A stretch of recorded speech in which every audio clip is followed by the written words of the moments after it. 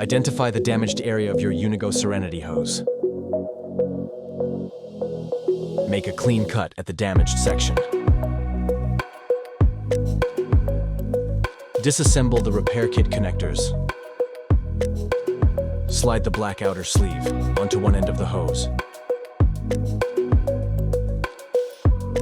Firmly push the hose into the purple core until seated and screw.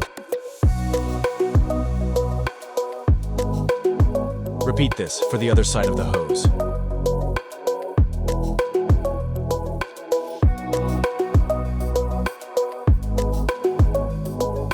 Your Yunigo Serenity hose is now repaired and ready for use.